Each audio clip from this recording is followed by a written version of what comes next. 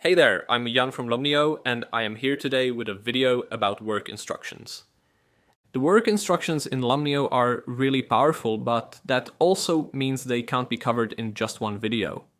So this one is going to be just an overview to get yourself familiar with the interface and the basic principles. In the following videos, we'll build on that knowledge and go more in depth, so you can become a true Lumnio professional. But more on that later. In this video, we're going to focus on the content creator's dashboard.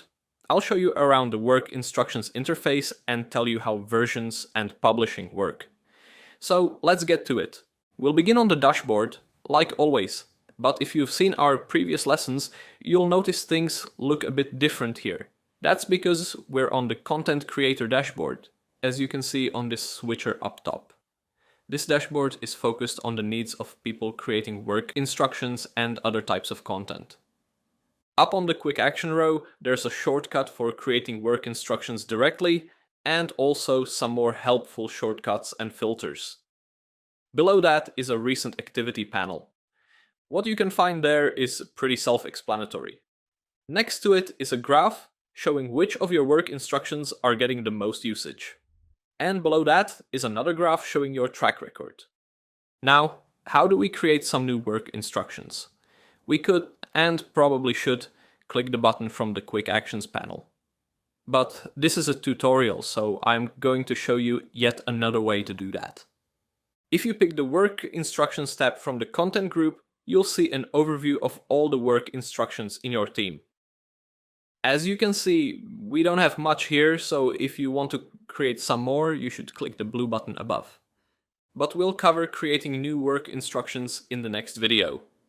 In this one, we'll open some that have already been created. Let's pick the server maintenance.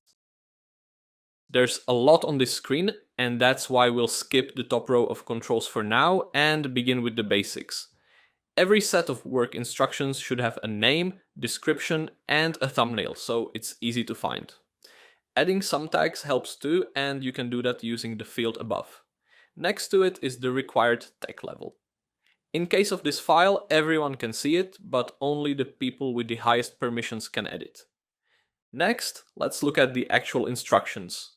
All work instructions in Lumnio are split into sections containing different steps. Each file contains at least one. A section should be a bigger chunk of work, like changing oil in a car or checking the tire pressure, while steps should describe individual actions like unscrewing the lid or reading a value from a gauge. As you can see, this guide only contains one section.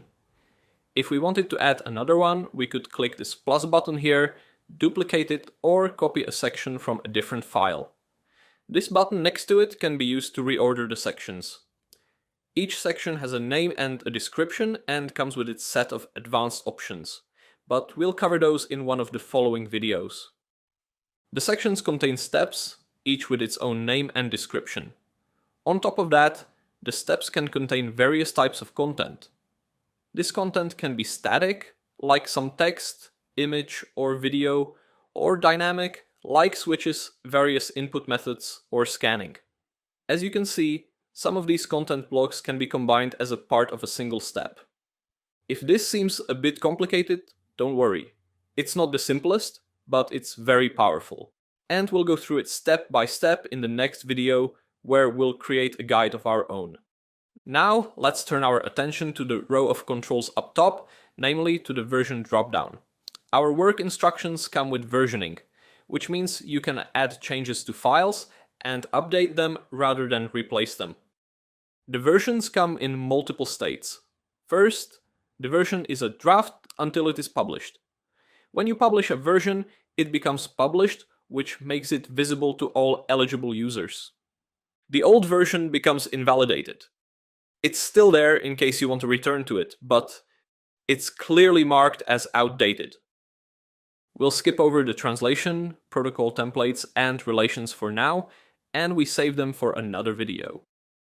Another thing that we'll save is this file. We can click the save button or publish it using the drop-down menu, and when it's saved, you can share it with eligible people using this QR code. And that's everything from the basics. So let's recap what we've learned today.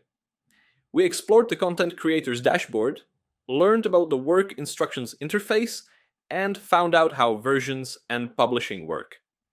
I hope you enjoyed this Lumnio lesson, and I'll see you in the next one where we'll try creating our own work instructions from scratch. So thanks for watching and stay tuned for that one.